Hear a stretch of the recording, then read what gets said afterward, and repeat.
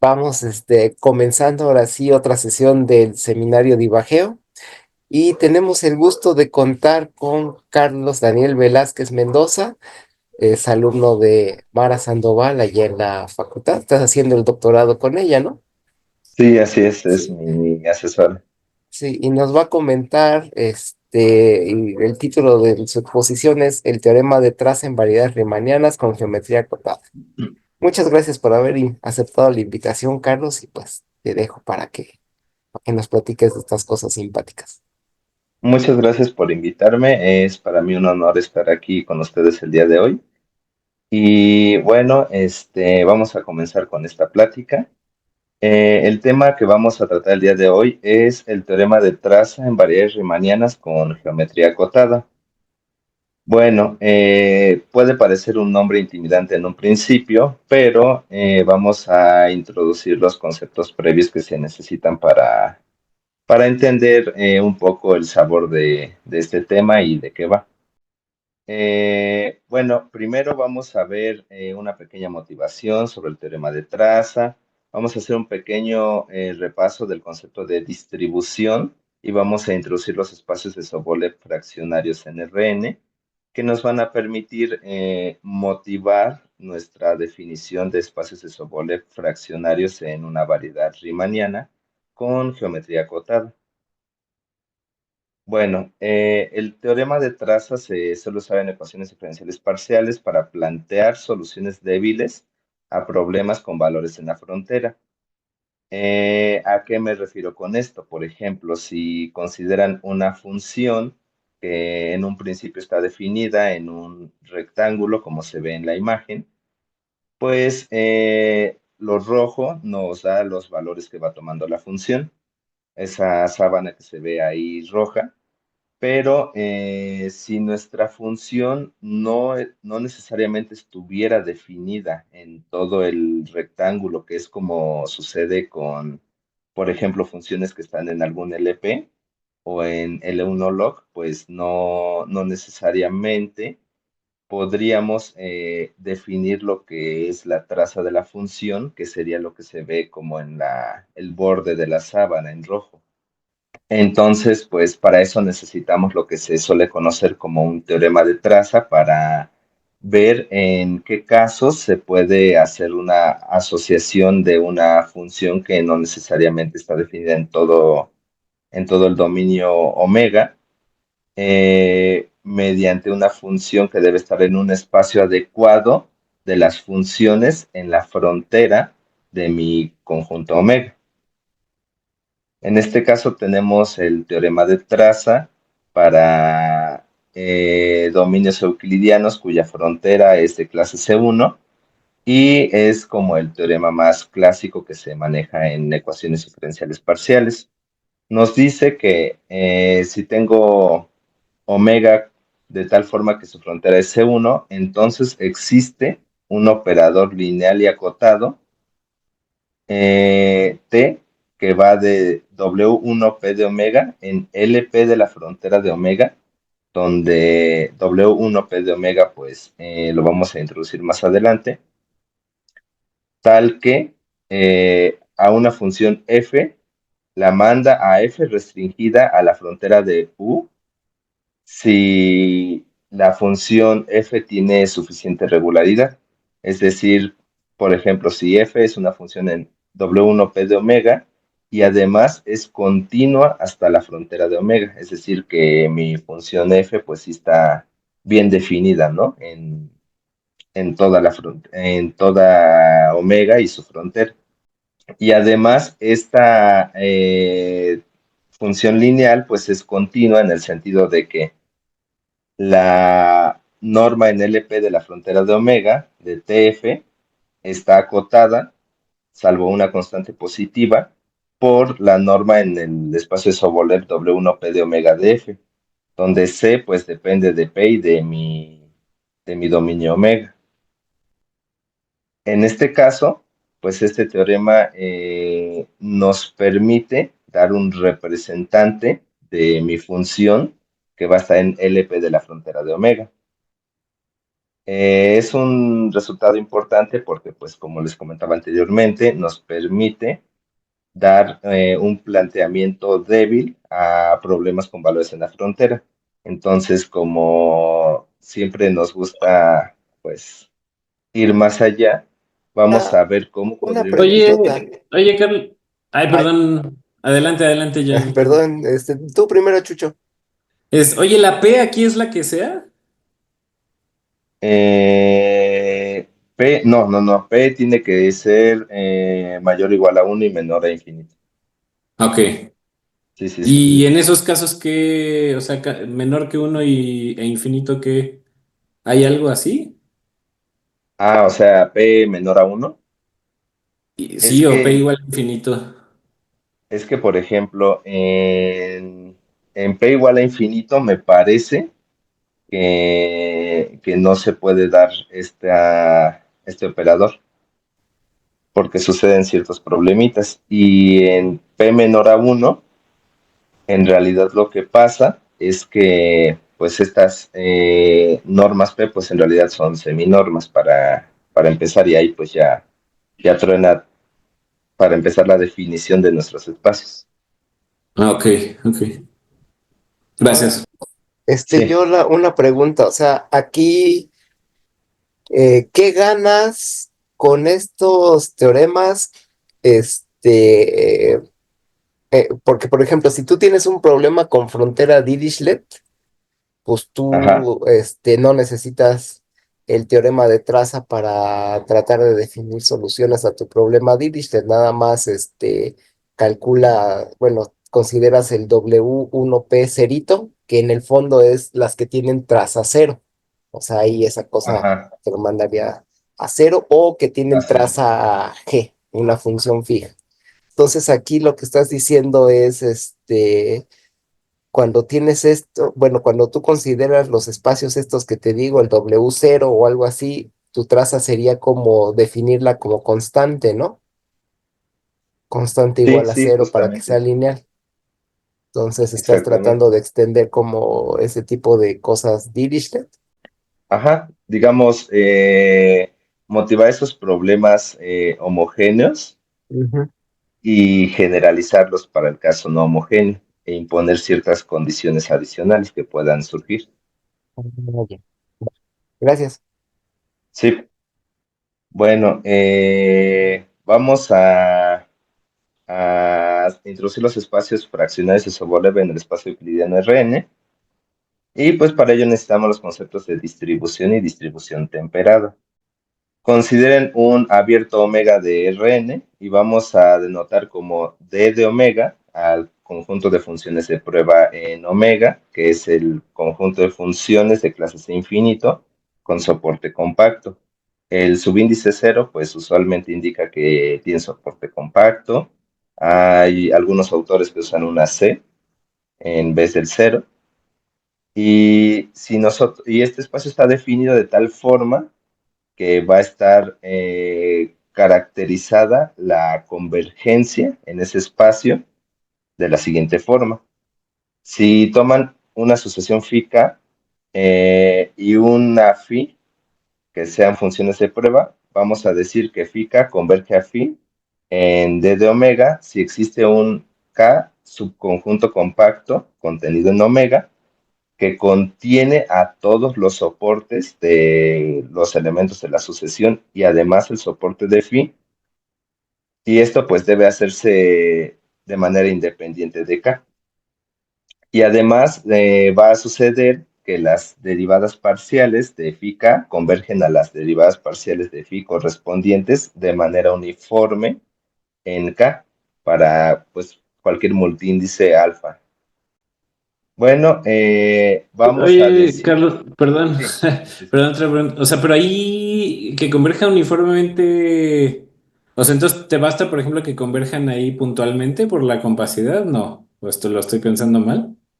Ah, O convergen sea, lo de puntualmente. uniformemente es Ajá, superfluo ajá. si nada más pides que converjan puntualmente. Esa es una buena pregunta. Sí, me pareciera que, que pues sí, de hecho sí, ¿no? Ok, justamente porque cae ok, sin ok. impacto. Va. Sí, Gracias, es gracias. que usualmente esto se puede generalizar un poquito más y no pedir que K sea compacto y definir una familia de seminormas. Pero sí, en el caso de que K sea compacto, pues tomas los respectivos máximos y ya, ¿no? Ok, Ya con ok, eso ok. te da la convergencia uniforme. Ujú. Sí, Ok, buena observación. gracias. Bueno, una distribución en omega va a ser un funcional lineal continuo U que vaya de mi espacio de funciones de prueba en C, que sea lineal y que además si phi k converge a phi en D de omega, entonces U de phi k va a converger a U de phi en C. Vamos a denotar al espacio de distribuciones como D' de omega y pues a la convergencia en este espacio se le conoce como convergencia en el sentido distribucional. Vamos a usar esta pequeña notación que recuerda al producto interno. Vamos a denotar a U de phi como si fuera el producto interno de U con phi. Y pues esta notación va a tener ciertas motivaciones que pues no vamos a tocar como tal en esta plática, pero pues es como una costumbre que se suele hacer. Ahí como ejemplo es, o sea,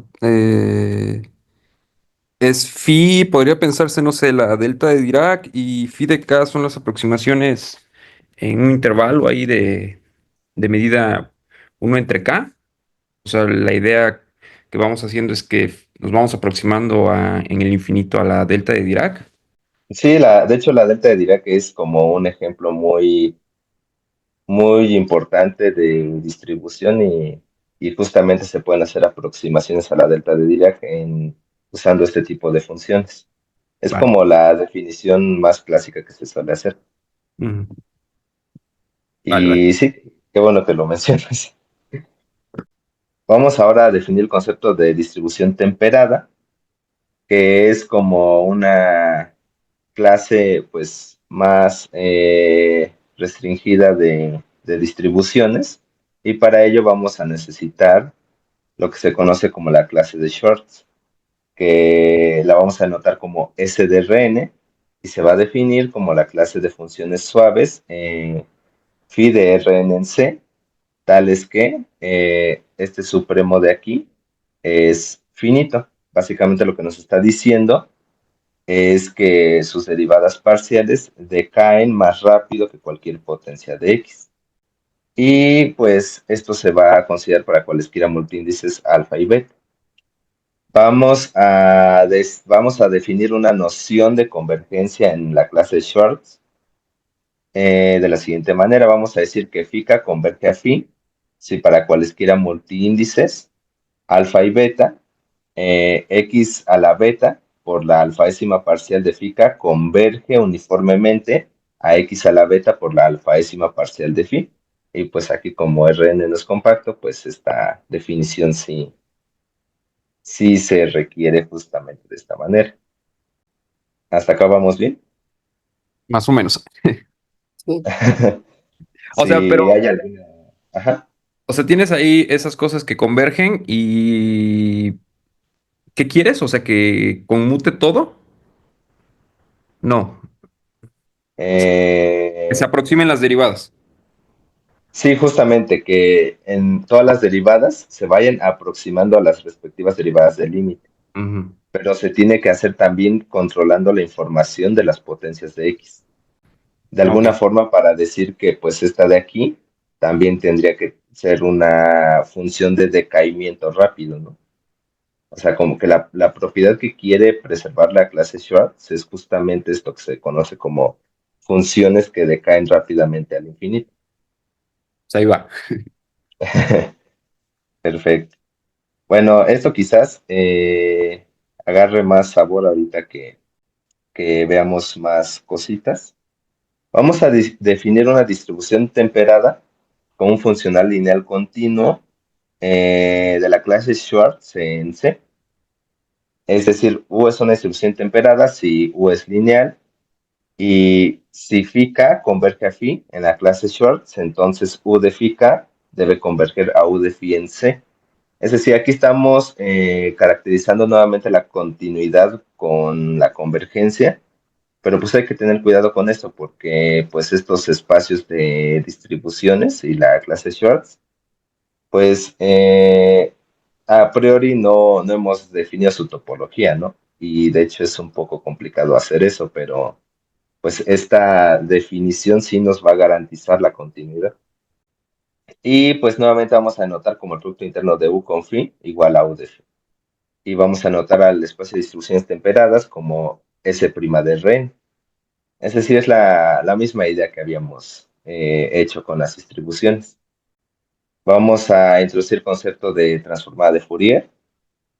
Básicamente la transformada de Fourier pues va a estar definida para funciones en L1 de Rn y es un ejemplo de transformada integral que está de la siguiente manera.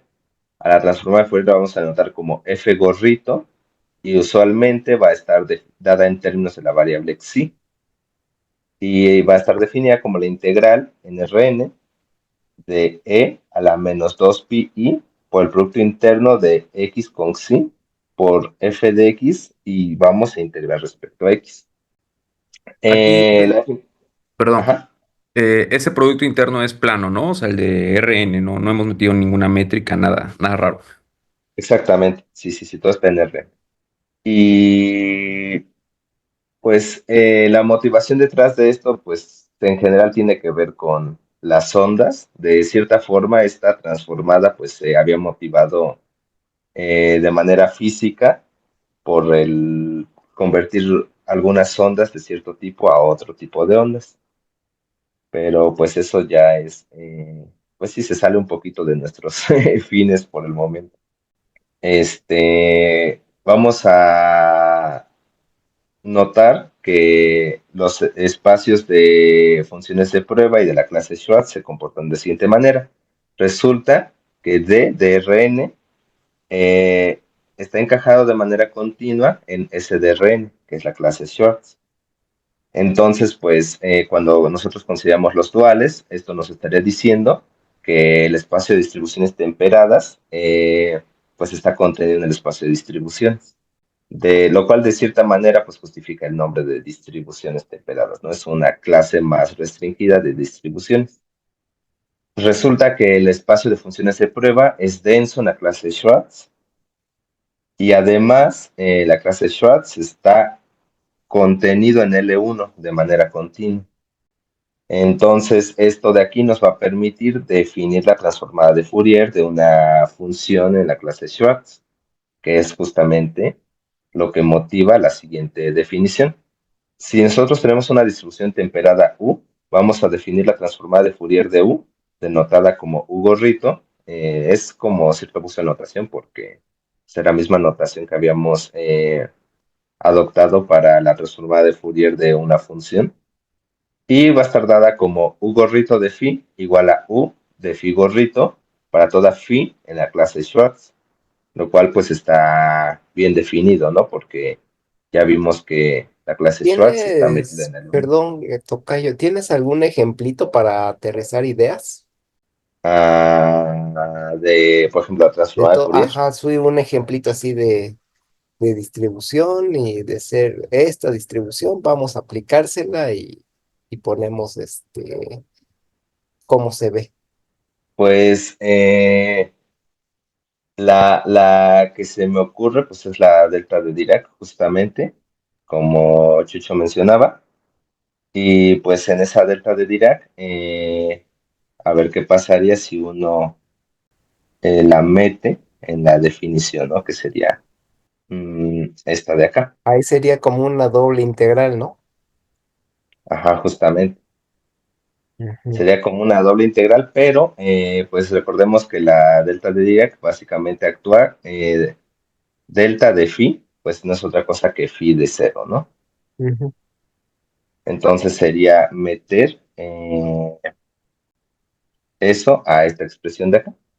Lo malo es que como no puedo escribir ahorita en la tablet, como que sí se me dificultaría un poco explicarlo de esa manera. No, está bien, ya con eso ya más o menos lo ¿Sí? visualizo. Hay más o menos, por ejemplo, si haces la transformada inversa de Fourier, te quedaría la identidad, ¿no? O sea, no sé si esa sale, o sea, si es lo mismo. ¿Cómo lo mismo? ¿En O qué sea, sentido?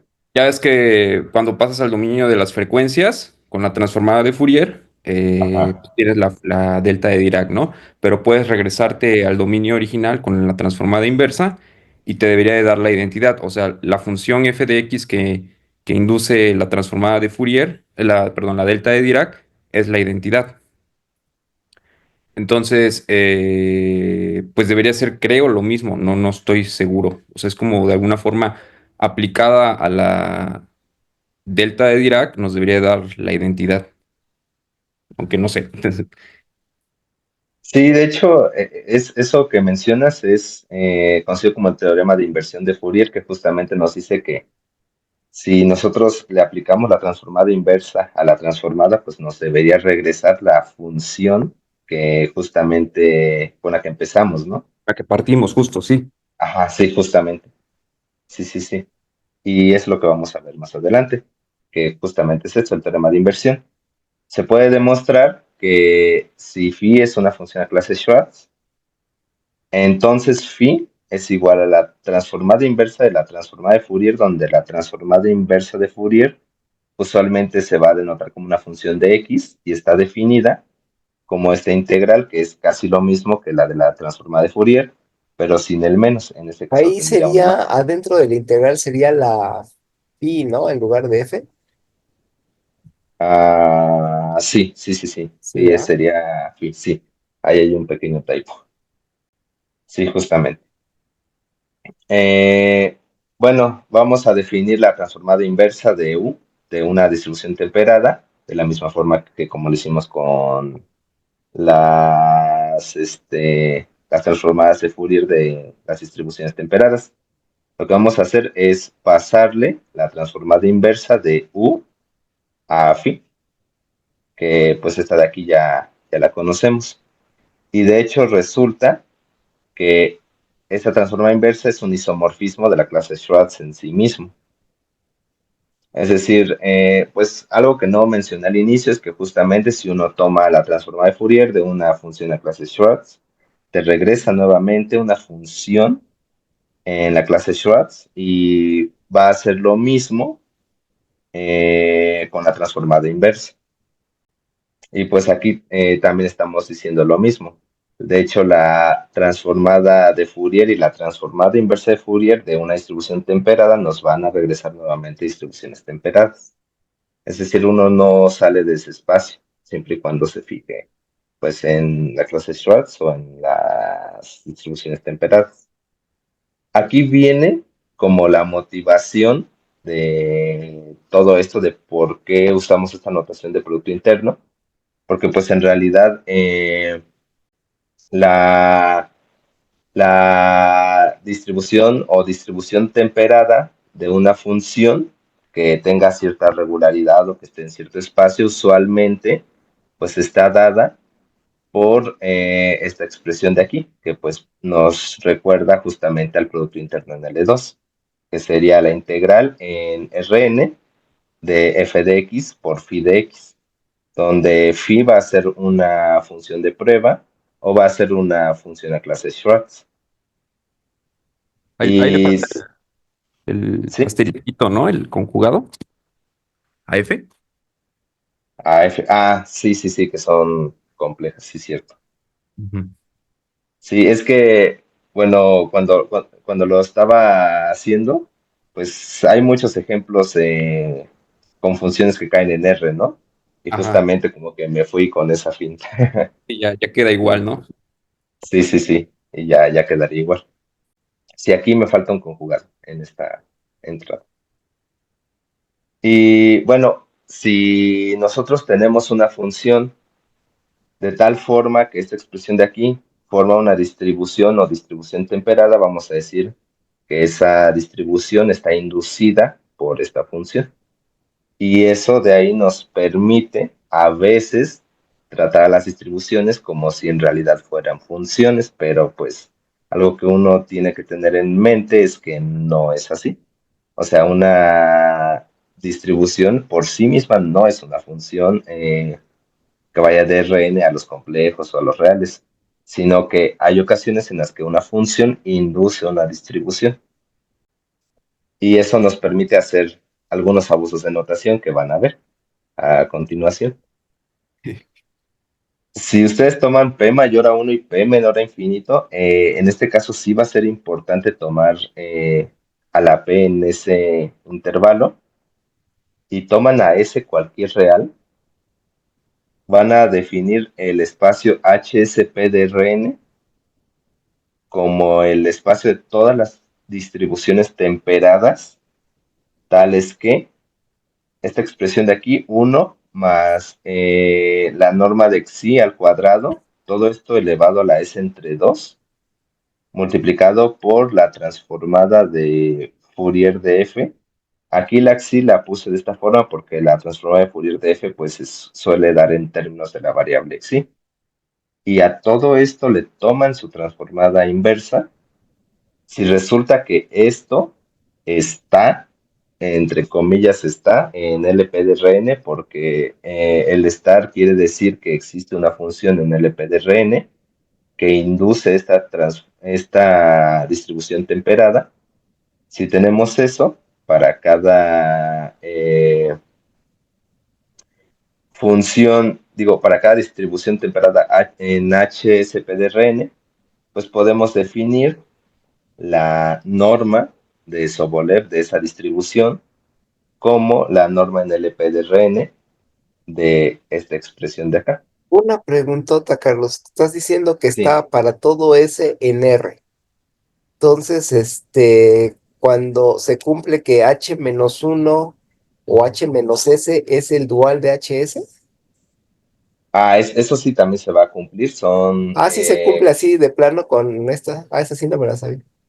sí, es que hay Ah, varias definiciones de estos espacios y esta es una sí. de ellas. Ujú. Sí, Entonces ahí el ese, H-S es el dual, ¿no? De ajá, HS. exactamente, de Ujú. HS. Y usualmente uno define esto para P igual a 2 porque pues todas estas nociones de transformadas pues se pueden extender a L2 justamente, que eso es lo que es el teorema de Plancherel. Pero resulta que si uno permite extenderlo para P distinta de 2, esto de aquí sigue teniendo cierto sentido. Y de hecho eso es lo que maneja este Triebel en uno de sus libros que se conoce como Theory of Function Spaces. De hecho, me parece que en el volumen 2 justamente explica por qué esto sí se puede extender de manera natural. Y justamente estamos tomando P menor a infinito y P mayor a uno, porque justamente los casos P igual a uno y P igual a infinito dan espacios como muy restringidos en el sentido de que no tienen ciertos multiplicadores de Fourier, que pues ahorita más adelante voy a dar una intuición de qué es eso, y pues no podríamos hacer cosas interesantes con ellos. Entonces, sí se restringe mucho en este sentido. Gracias. Sí, y tenemos el siguiente lema, que justamente es lo que les comentaba, multiplicadores puntuales y difeomorfismos. Esto de aquí nos va a permitir motivar cómo podemos pasar esto a variedades. Consiguen una SNR y P mayor a uno y menor a infinito. En general la P pues ya no la vamos a mover de aquí. Si tiene una distribución F en HP de Rn y phi, una función suave, de tal forma que sus alfaésimas parciales están acotadas para alfa con un orden menor o igual a la parte entera de S más 1, entonces va a existir una constante C que desde luego va a depender de ciertas cosas como S, P, la dimensión del espacio y la constante C alfa, de tal forma que se da esta desigualdad de aquí. Entonces, esto de aquí básicamente nos está diciendo que pues estas funciones de aquí, bueno, estas distribuciones de aquí se vuelven a quedar en el HSP de Rn. Es decir, es invariante bajo multiplicación de funciones suaves, perdón. y los difeomorfismos aparecen aquí abajo. Si tenemos F, una distribución temperada en HSP de Rn, de tal manera que su soporte está contenido en algún abierto U, y tenemos phi, un difeomorfismo que vaya de un abierto B en Rn a U, de tal forma que para todo multiíndice, pues de nuevo las parciales van a estar acotadas. Entonces va a existir una constante de tal forma que cuando yo compongo a F con phi, pues se va a seguir quedando en el espacio de Sobolev. Entonces, con nuestra intuición geométrica, pues ya uno podría ir viendo hacia dónde va esto, ¿no? Cómo podríamos definir estos espacios, pero para una variedad. Bueno, vamos a dar la definición clásica de espacios de Sobolev. Dicha definición clásica, pues va a estar motivada como sigue. Si ustedes tienen un abierto omega en Rn y una función localmente integrable, entonces podemos definir el concepto de derivada débil de la siguiente forma. Para toda función de prueba phi, si existe una función v localmente integrable, de tal forma que se dé esta identidad que pues nos recuerda a la fórmula de integración por partes, pues entonces vamos a decir que esta v localmente integrable es la alfaésima derivada débil de mi función f. Y si se dan cuenta, pues aquí estamos como siendo un poco restrictivos a la hora de pedir que sean funciones localmente integrables, ¿no? Y que nuestra v sea localmente integrable. Por ejemplo, esto de aquí, pues sí generaliza en cierto modo el concepto de derivada usual, porque pues hay funciones que no tienen una derivada usual, pero pues sí van a tener una derivada débil. Por ejemplo, el caso del valor absoluto. Valor absoluto, pues no es diferenciable en cero, pero pues uno puede considerar la derivada débil, que pues nuevamente va a estar definida casi en todas partes. Y pues justamente va a coincidir con eso que nuestra intuición nos dice. Podemos definirla como -1 para x menor a 0, como 1 para x mayor a 0, y pues en el origen, ahí ya no hay tanto problema, ¿no? Ahí podemos darle pues casi el valor que queramos, porque pues, esta definición es casi en todas partes, ¿no? El espacio clásico de Sobolev WMP de omega se define como todas las funciones en LP de omega, tales que su alfaésima derivada débil pertenece a LP de omega para cualquier multiíndice de orden menor o igual a m y mayor o igual a 0. Entonces, usando esta notación, se define la norma de Sobolev como la ponderación bajo la norma P de las normas en LP de todas sus derivadas débiles de orden menor o igual a m. Y bueno, se tiene este resultado que es un poco increíble, que básicamente nos dice que para la P que habíamos estado tomando y una M, un número natural mayor o igual a 0, se tiene que el HMP de Rn coincide con el WMP de Rn. Y justamente este resultado, pues me parece que Triebel también lo prueba en el libro que les había mencionado anteriormente. Y no solo eso, nos dice por qué estos espacios de Sobolev fraccionarios son una buena generalización de los espacios clásicos de Sobolev. Entonces, si se dan cuenta, pues hemos pasado por muchas cosas solo para generalizar el concepto de espacio de Sobolev en Rn a órdenes de derivación, pues no enteros, ¿no?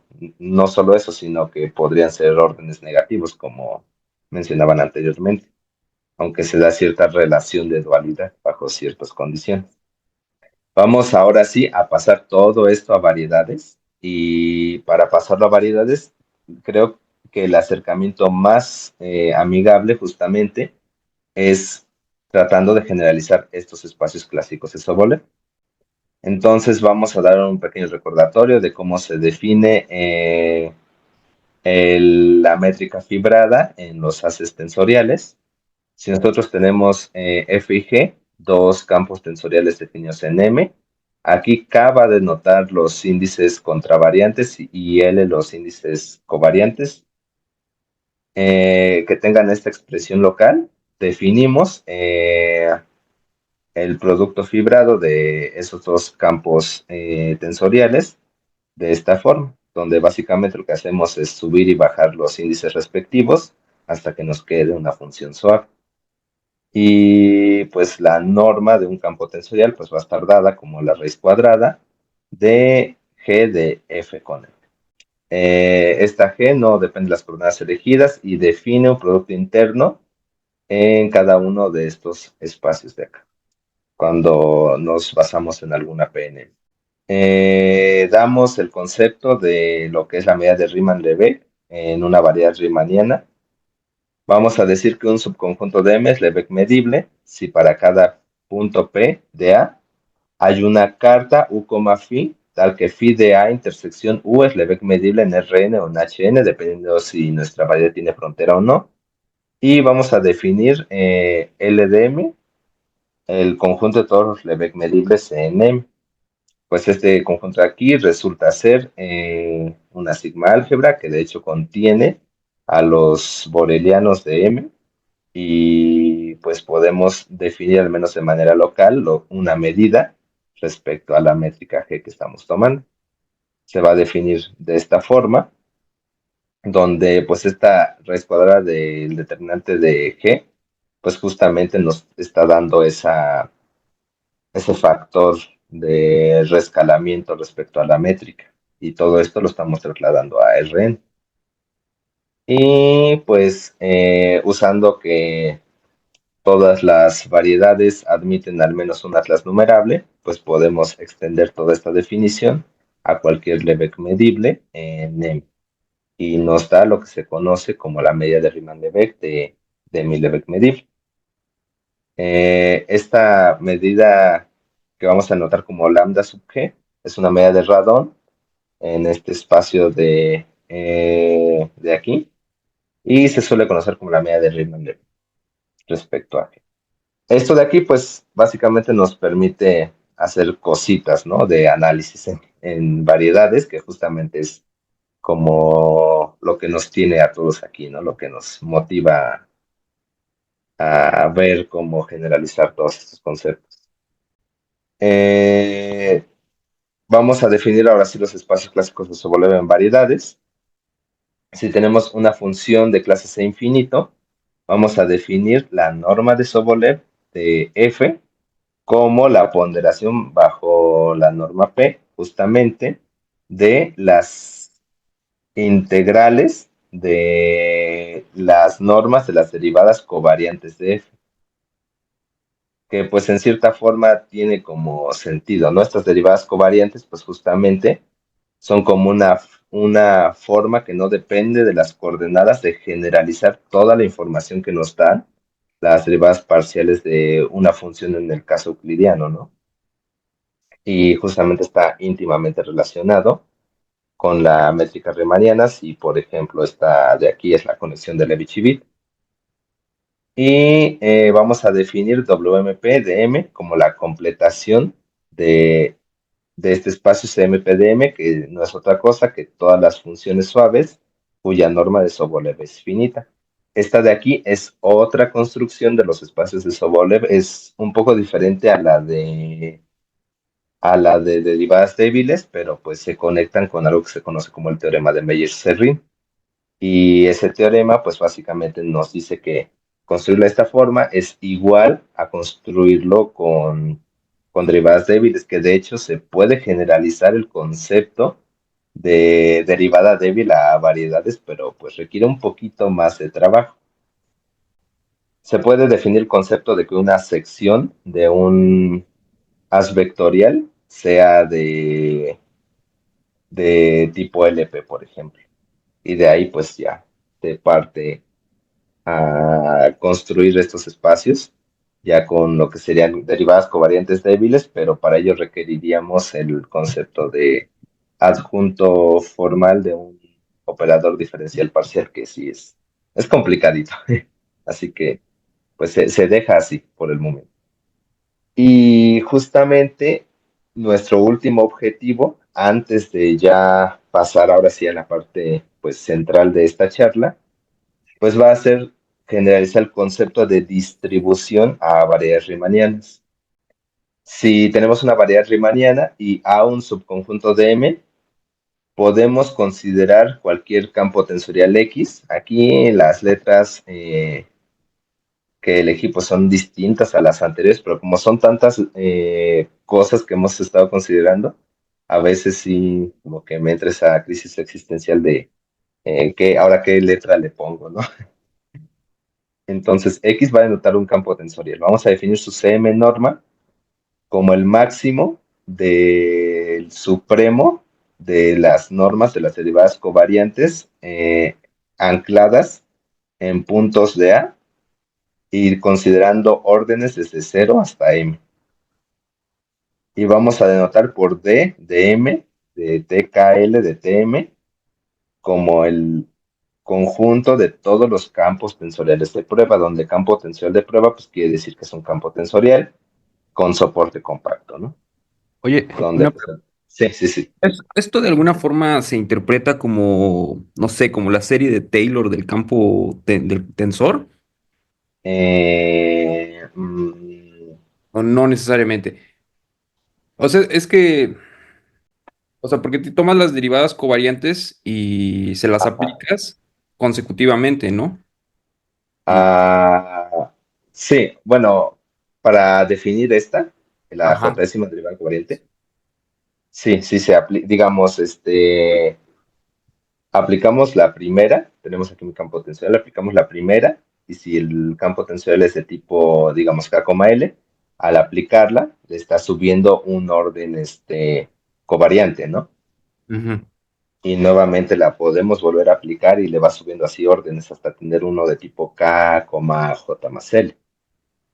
ajá. Y esta expresión de aquí justamente pues va a estar dada en términos de los coeficientes de Christoffel por cómo están definidas estas derivadas covariantes.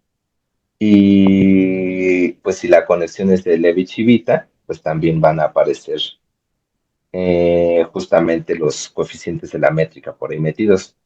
Y en el caso euclidiano, si uno quisiera visualizar esto, en el caso euclidiano, pues justamente lo que nos daría serían las derivadas totales de si esto fuera una función y esto fuera, digamos, una función de Rn en R, Ujú. la jésima derivada covariante, pues sería la jésima derivada total de mi función. O sea, esto de aquí como que, o sea, si bien no es una expansión de Taylor como tal, nos guarda toda esa información. Sí, sí, sí, tienes razón. No es Taylor, pero o sea, hay algo ahí parecido, pero no, sí, no, no es Taylor. Ajá, sí, sí, sí. Y de hecho es algo bonito porque justamente estas derivadas de orden superior, pues como que uno no las suele considerar, al menos en el espacio euclidiano, Ujú, ni siquiera en cursos de cálculo o análisis, como que uno se queda con la primera y ya, ¿no? Pero cuando uno lo traslada a todas variedades, como que parte de otro lado y empieza a generalizar y a generalizar, y como que uno a veces pierde esa visión de qué está haciendo realmente, ¿no? ujú.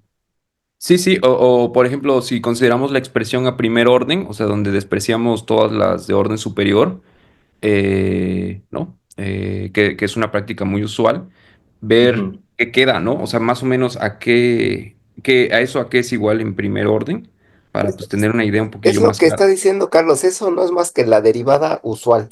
O sea, esa es si estás en Rn es la derivada de toda la vida, pero ya No, sabes no, que no, las derivadas de toda la vida en realidad son funciones multilineales y ahí tienes que hacer varias cositas. Pues es la derivada de toda la vida.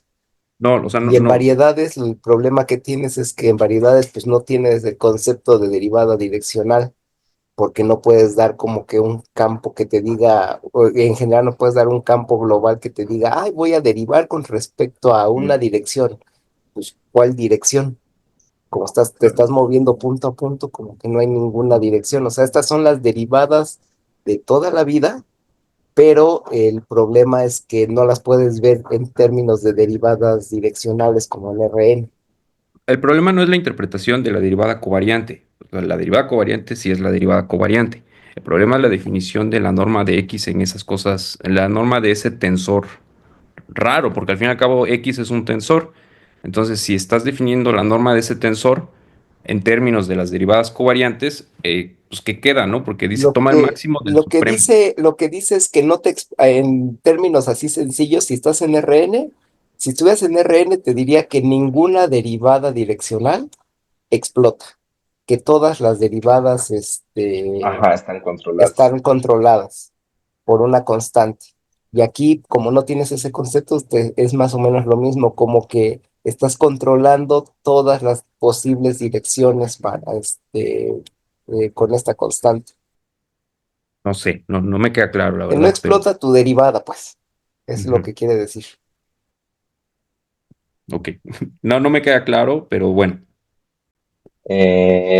Bueno, es que sí, de cierta forma, o sea, esto no solo da información del campo tensorial, sino de todas las posibles derivadas que uno le puede tomar, ¿no? Hasta orden M, que es Sí. justamente como el concepto este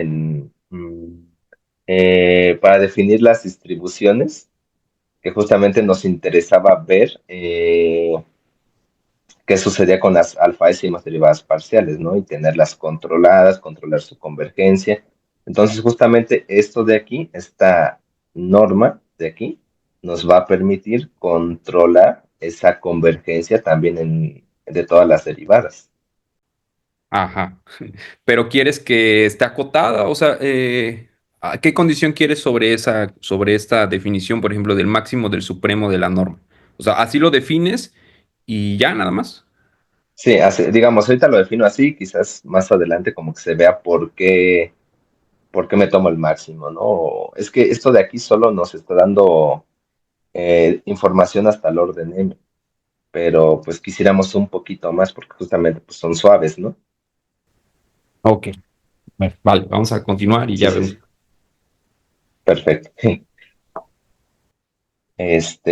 Bueno, resulta que si es compacto, entonces todas estas elecciones de métricas y conexiones dan normas equivalentes.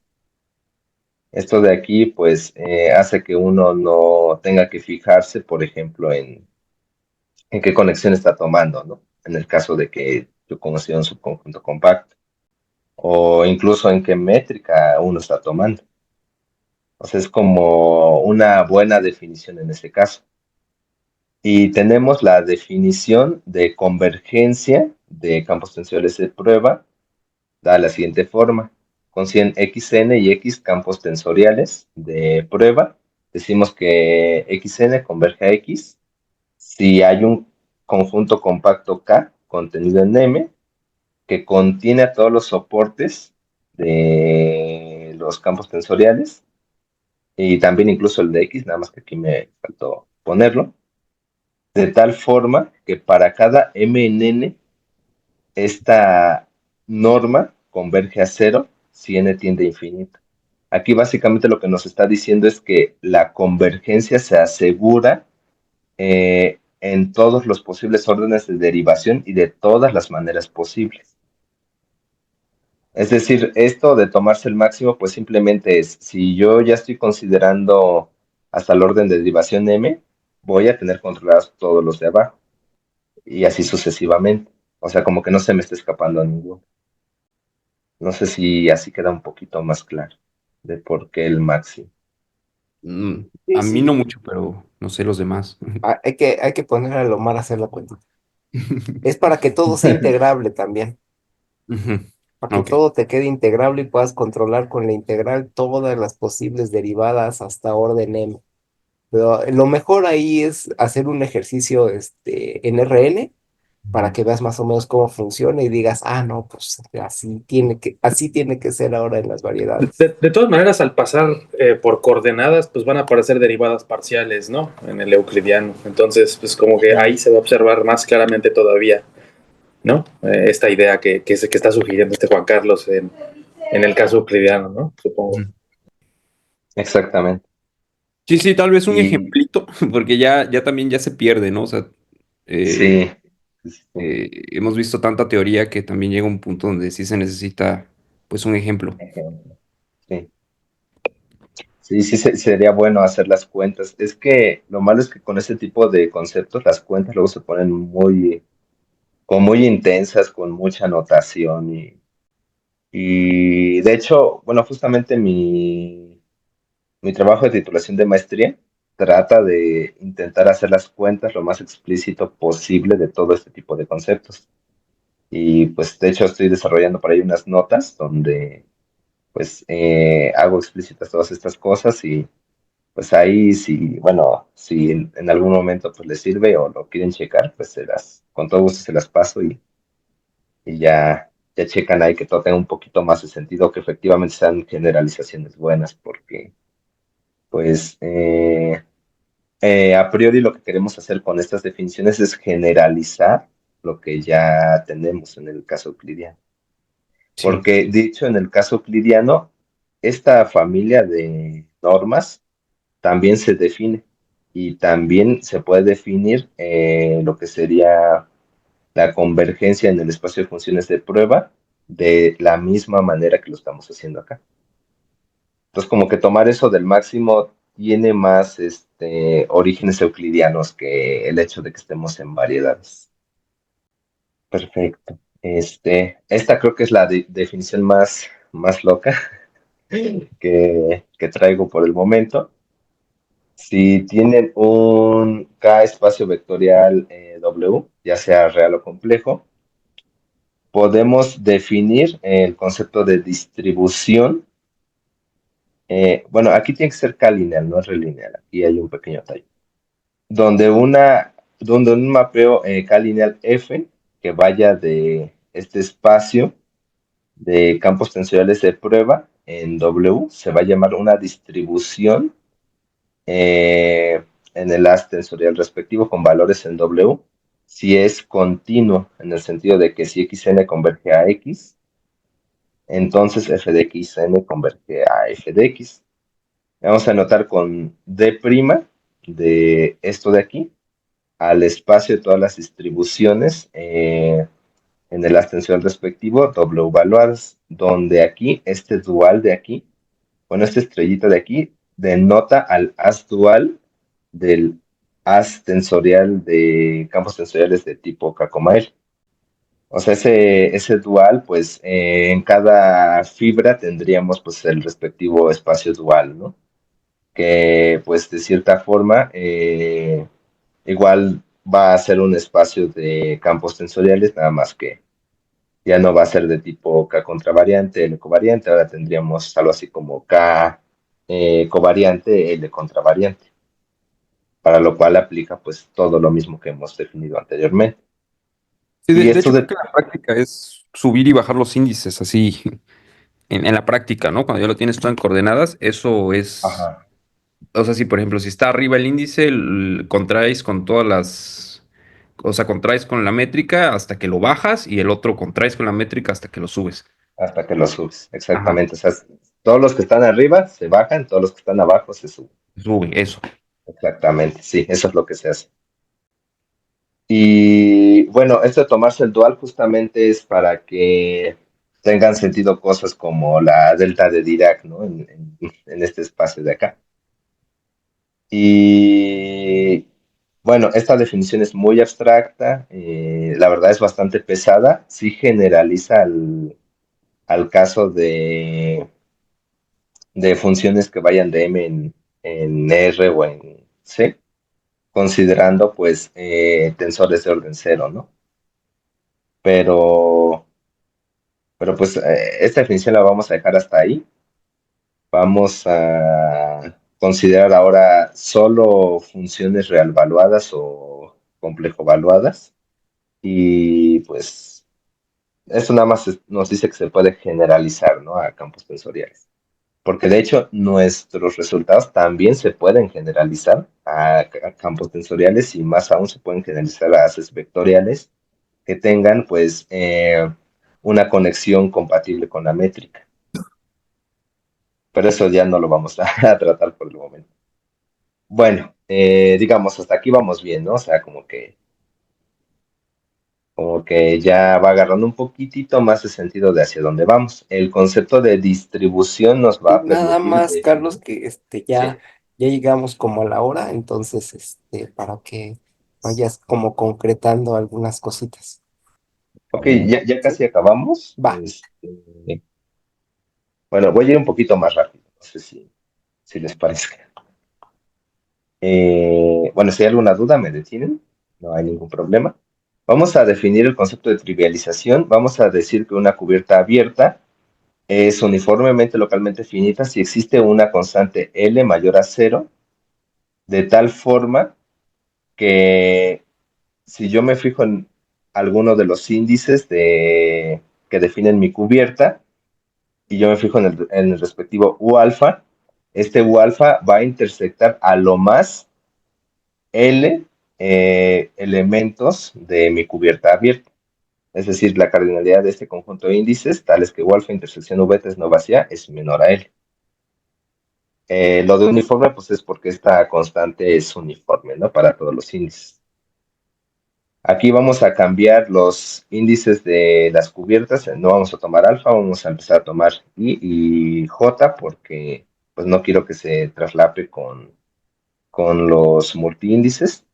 Si UI, phi I es un atlas uniformemente localmente finito de M, quiere decir esto que pues, la cubierta asociada al atlas es uniformemente localmente finito, y HI es una partición de la unidad subordinada a la cubierta UI. Vamos a decir que la terna UI, phi I, HI es una trivialización de M. Aquí hay un pequeño el recordatorio del mapeo exponencial que pues vamos a omitir, al menos que alguien quiera ver la definición con cuidado. Y pues el radio de inyectividad de una variedad, pues también está definido aquí. Se define como el supremo de los radios, tales que eh, el mapeo exponencial anclado en P de la bola de radio R centrada en el origen es un difeomorfismo. Esto es el radio de inyectividad en un punto. Y el radio de inyectividad de la variedad está dado como el ínfimo de los radios de inyectividades puntuales. Vamos a definir el concepto de variedad riemanniana de geometría acotada. Vamos a decir que la variedad riemanniana es de geometría acotada si su radio de inyectividad es positivo y para toda K natural existe una CK mayor a cero, de tal forma que la norma de la késima derivada covariante del tensor de curvatura de M está acotado. Es decir, todas las derivadas del tensor de curvatura pues están acotadas, de una manera no necesariamente uniforme. Una variedad de Riemanniana de geometría acotada básicamente se puede ver como una variedad donde pues hay como parches, ¿no? De bolas euclidianas, es decir, como que en ciertos puntos se ven como bolas euclidianas, ¿no? Y de tal manera que no solo pasa eso, sino que las curvas, digamos, los puntos donde la curvatura de mi variedad se me podría disparar, pues están controlados, ¿no? O sea que si tiene como chipotitos, no son como muy puntiagudos, son como bastante suavecitos, ¿no? Bastante planitos. Nótese que, por ejemplo, toda variedad compacta es una variedad de geometría acotada, ¿no? Y además de compacta, hay que pedirle pues que sea cerrada en general. O sea, si es cerrada, pues va a ser una variedad riemanniana de geometría acotada. Entonces ahí tenemos varios ejemplos, ¿no? Vamos a dar el concepto de atlas geodésico. Básicamente, pues esto de que el radio de inyectividad sea positivo nos va a permitir definir, al menos en cada punto, estos discos cerrados en el espacio tangente y considerando el mapeo exponencial, pues podemos fijarnos en una colección de puntos que cubra M de tal forma que si yo tengo que para cada PI escojo una base ortonormal del espacio tangente anclado en P, puedo considerar un isomorfismo inducido de Rn en TPI Y pues al componerlo con el mapeo exponencial anclado en PI y tomarle su inversa, pues eso junto con esta bola de radio R con centro en PI nos va a definir pues justamente lo que se conoce como atlas geodésico o coordenadas geodésicas.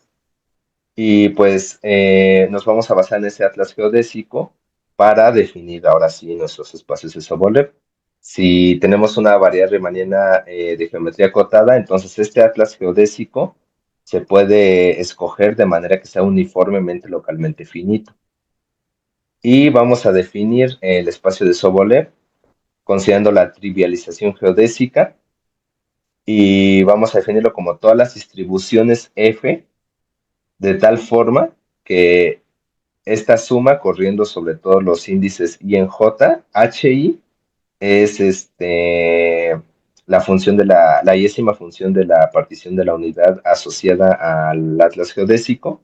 El supraíndice geo es para indicar que pues, estoy pues, trabajando con coordenadas geodésicas.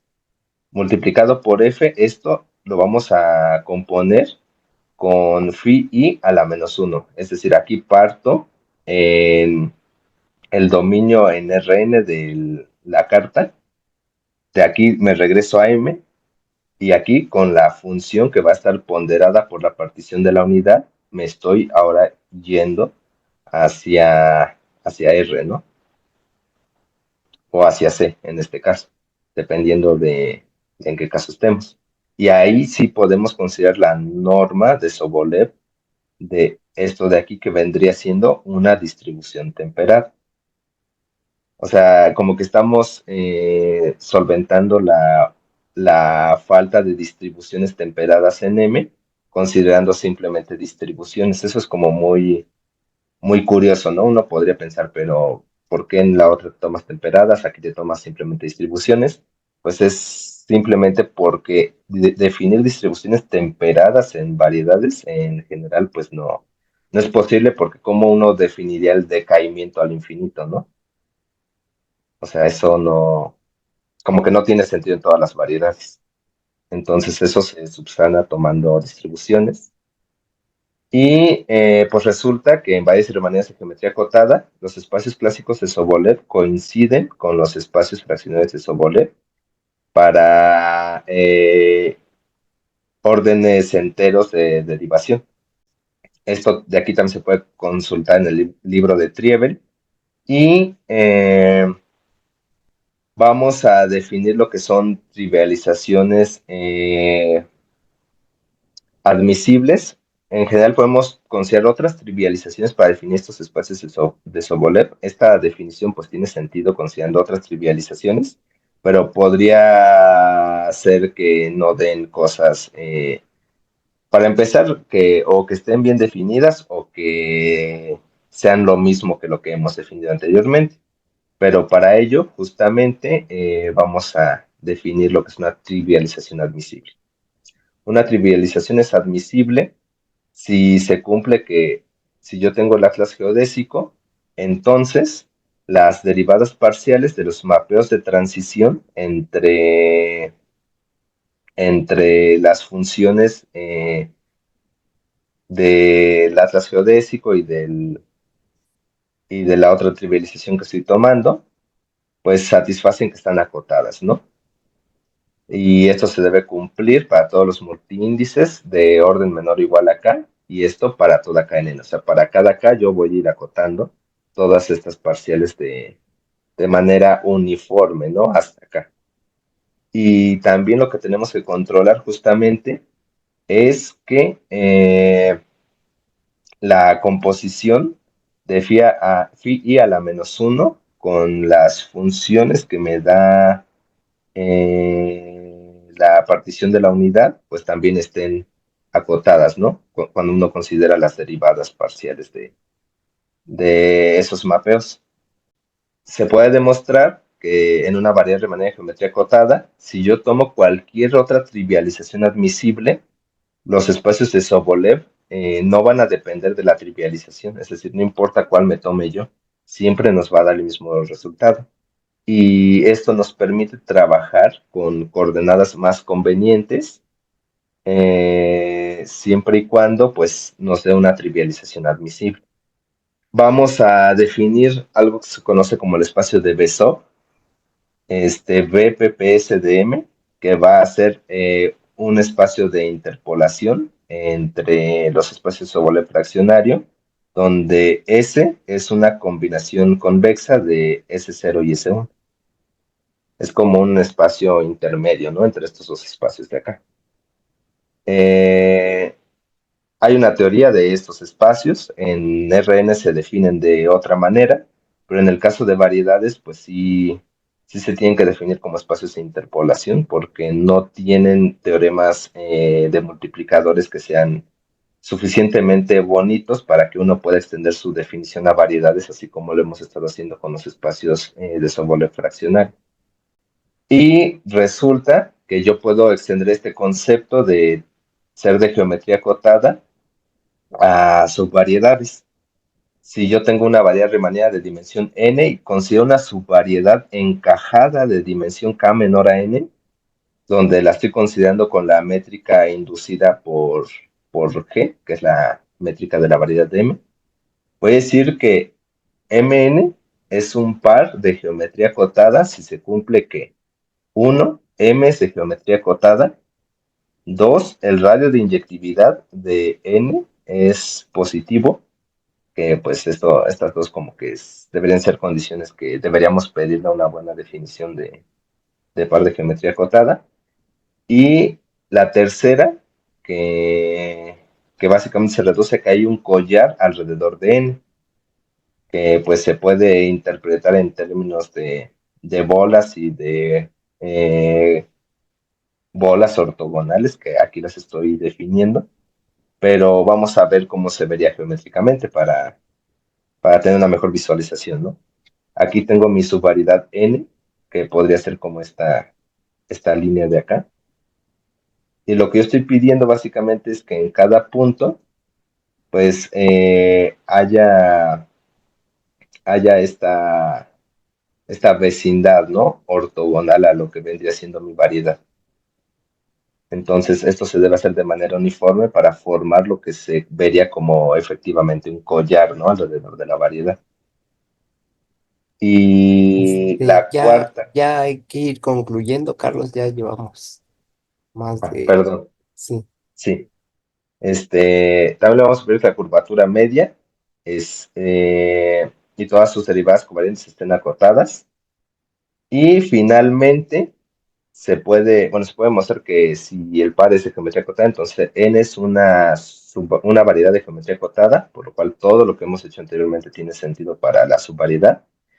Y finalmente definimos lo que es la traza de una función. Para una función de prueba, pues la traza respecto a una subvariedad de la función simplemente es restringir f a n.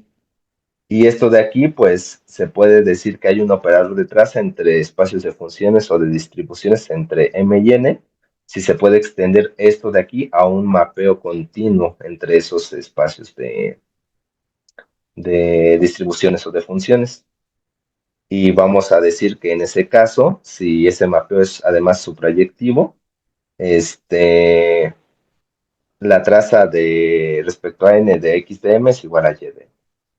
Y finalmente tenemos nuestro teorema principal, que es la motivación de todo esto, que nos dice que si yo tengo una variedad Riemanniana de dimensión n, con una subvariedad encajada de dimensión estrictamente menor a n, si el par es de geometría acotada, P es mayor a 1 o menor a infinito y S es mayor que N menos K entre P, entonces este operador de traza que en un principio está definido para funciones de prueba, pues se puede extender a todo mi espacio de Sobolev y además su imagen es este espacio de Bezoar, que es el espacio de interpolación que habíamos definido anteriormente.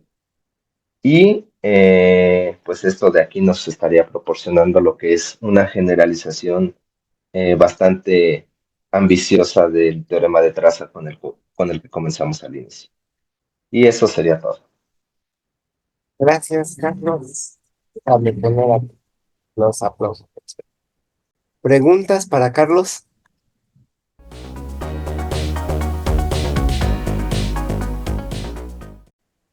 Yo sí tengo, bueno, yo voy a tener varias y pues hasta las iré haciendo a lo largo de tu doctorado, porque ya ves que soy parte Sí, de tu sí. comité. Pero aquí lo que ganas, o sea, iniciaste con el teorema de traza en RN que cae en LP. Ajá. Ajá, justamente. Ahora lo que dices es, la traza ya no cae en LP, sino cae en estos espacios de Besop, o no me acuerdo cómo se llama. Exactamente. Ok. Y nada Yo- más, es que aquí siento que no hay mucha como motivación. ¿Qué es en el fondo lo que quieres estudiar? ¿Hay alguna ecuación diferencial o algo que sea la base de lo que tú quieras estudiar? bueno, yo hablé con la doctora justamente Ujú, pues sí, sobre estos temas. Bueno, la motivación al inicio era generalizar todos estos conceptos de espacios de Sobolev a variedades ujú, para poder aplicarlos justamente a ecuaciones en variedades. Y pues investigando un poquito más, yo le dije a la doctora, es que en cuanto a teoremas de traza, no hay casi nada dicho al respecto ujú, que sea como muy general. O sea, siempre hay como cosas muy restrictivas. De hecho, lo que acabo de presentar es lo más general que he encontrado en cuanto a teoremas de traza. Pero siempre hay como de, si se tienen estas condiciones muy particulares, entonces se obtiene esto, ¿no? ujú, Entonces, pues sí, como lo que queríamos, bueno, lo que quisiéramos hacer es ver cómo generalizar estos conceptos y aplicarlos ya sobre la marcha, sobre algún problema, porque por ejemplo esto de las trazas se aplica a haces espinoriales. Hay ciertos problemas en física que requieren introducir todo esto de geometría espinorial, cositas de relatividad donde pues este tipo de resultados sí son muy útiles. Y además de eso, hay una posible generalización de estos espacios fraccionarios, ya no considerando variedades de geometría acotada, sino simplemente variedades completas, de tal forma que se usan potencias fraccionarias del Laplaciano. Es como una definición espectral, ¿no? En este caso de lo que queremos hacer. Pero Y eso sería como espectral cuando estás en bueno, en P igual a 2 porque el espectro si tú pones P distinto de 2 entonces es un problema de P laplaciano y los valores propios de P laplaciano, bueno, el problema espectral y es un problema no lineal y no es fácil ese problema. Entonces, para P igual a 2 de hecho es lo que te iba a decir, hay un artículo de Serra, que luego si quieres te lo mando, que trata ujú. todo, trata los espacios de Sobolev fraccionarios para P igual a 2 y tienes un montón de definiciones, la que acabas de dar de Fourier, la espectral que diste, la otra que viene como una doble integral, y en ese dice, vamos a ver que todas son lo mismo. Entonces, Ah, ese te lo voy estaría perfecto, a sí, sí, pasar sí. para que lo veas, porque pues sí, ahí está bonito y para que veas qué dificultades puede haber cuando le pasas a P distinto de 2, Ujú, ¿va? Pues sí está, sí, pero te digo, aquí le hace falta un poquito de motivación a tu charla sí, por qué lo quieres estudiar. sí, es lo que también la doctora me dijo, pero justamente como son tantos temas, y yo no sabía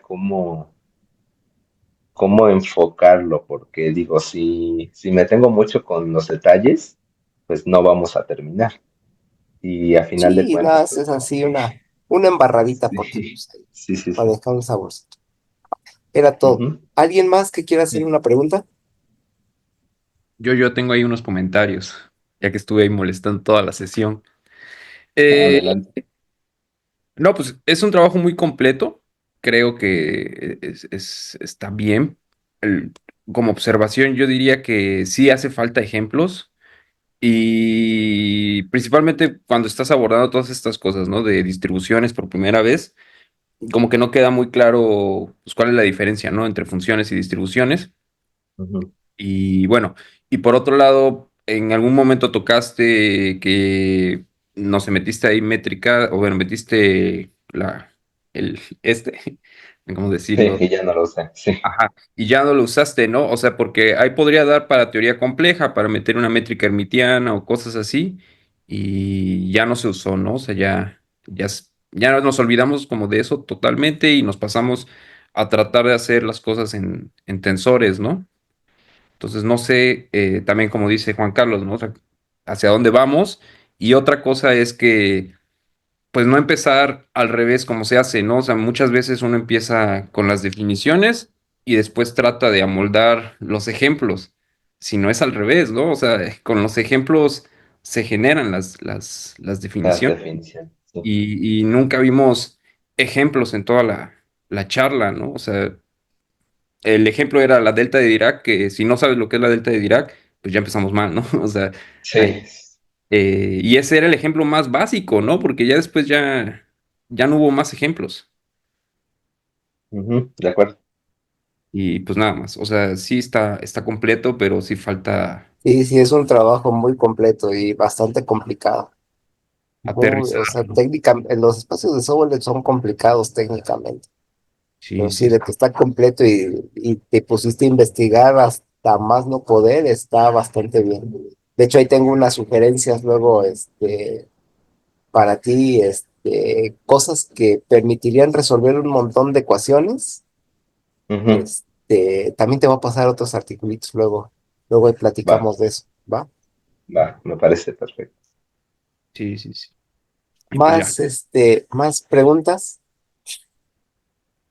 dudas, comentarios. Si no, pues muchísimas gracias, Carlos. Así ya sabemos lo que andas haciendo y, y ahí y pues seguirle y ya después estás súper invitado para cuando tengas ya tus primeros resultados del doctorado, pues nos vengas a platicar. Pues sí, o a traerles ahora sí como ejemplos para, para Nos vienes a complementar, ¿no? platicar tus resultados y los ejemplos, porque vas a ver que Ajá, los resultados se obtienen de ejemplos. se obtienen Sí. ejemplos, sí. Sí. Entonces ahí Ya. vas a ver que vas a traer algo todavía más poderoso que lo que nos trajiste. Esperemos Bueno, que así sea. sí, gracias. Gracias, Carlos, y Gracias a gracias a ustedes por todos. invitarme. Nos vemos en 15 días. Gracias. Gracias. Hasta luego. Gracias. Hasta Gracias. luego.